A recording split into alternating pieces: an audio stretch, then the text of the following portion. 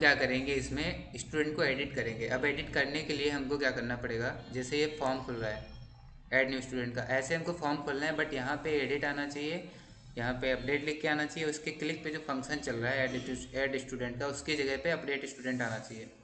तो वो करने के लिए पहले हमको क्या करना है, एडिट के क्लिक पे हम एक स्टेट बनाएंगे और उसको कंडीशन के हिसाब से रेंडर कराएंगे, जो कि हमने यहाँ पे ऐसे बना के रखा है।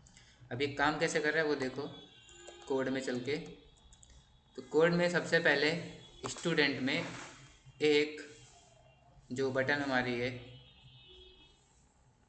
ये वाली एडिट स्टूडेंट, इस पे हमने कॉलबैक फंक्शन में ऑन क्लिक पे कॉलबैक फंक्शन में सिंगल स्टूडेंट फंक्शन को कॉल किया है और आईडी पास कर दी है, क्योंकि आईडी की हमको ज़रूरत पड़ेगी। अब इसमें काम क्या हो रहा है, दो काम हो रहे हैं। पहले हमने सिंगल स्टूडेंट को गेट किया हुआ है और दो स्टेट बनाई है। पहले का काम है पहले स्टेट का काम है कि फॉर्म को खोल दो, फिर ये चेक कर रहा है कि एडिट मोड है कि नहीं है, और एडिट मोड अगर है तो उसके हिसाब से कुछ चीज़ें हम रेंडर करवाएंगे अलग अलग। अब इसके हिसाब से हमको फॉर्म में क्या करवाना है, अलग अलग दिखाना है। जैसे कि यहाँ पे क्या देख पा रहे हो, ऐड पे क्लिक करते हैं तो ऐड न्यू स्टूडेंट आता है, और एडिट पे क्लिक करते हैं तो एडिट स्टूडेंट आता है, और डेटा भी आ रहा है वैल्यू के अंदर। तो ये सारा काम कैसे होगा, हमने यहाँ पे एक स्टेट बनाई थी एडिट वाली, उसी स्टेट को हम इस एडिट प्रॉप में भेज देंगे, यहाँ पे रिसीव कर लेंगे जाके।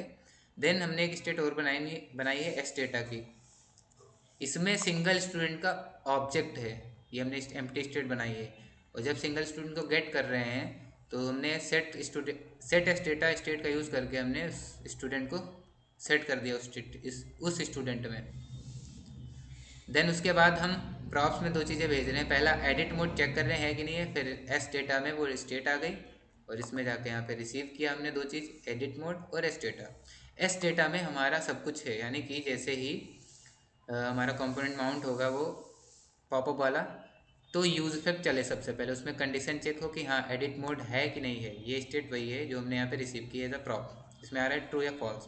अब एडिट पे क्लिक किया है तो जाहिर सी बात है कि ट्रू होगा, और ट्रू होगा तो क्या हो जाए, सेट नेम, यानी कि नेम वाले स्टेट में जो एस डेटा है, जो सिंगल ऑब्जेक्ट आ रहा था उसमें से नेम निकाल लो, फ़ोन निकाल लो, एड्रेस निकाल लो, तीनों को सेट कर दो, और इनपुट के वैल्यू में यहाँ पे दिखा दो जाके, ताकि तुरंत डेटा दिख जाए, ये हो जाएगा।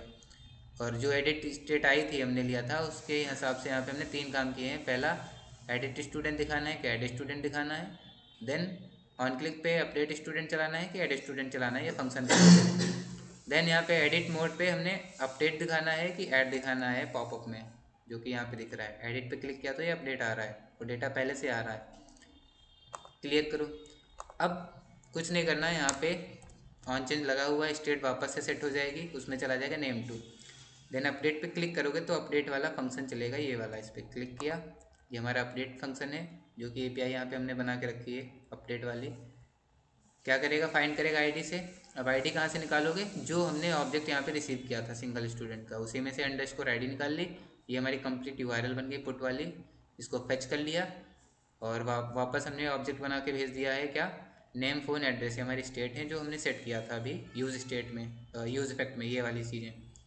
और ये हमारी नेम फ़ोन एड्रेस हमारी ये वाली की है, और वापस से डेटा को हमने रिसीव कर लिया रिस्पॉन्स, और कंसोल करा दिया है, स्टूडेंट अपडेट आ जाएगा।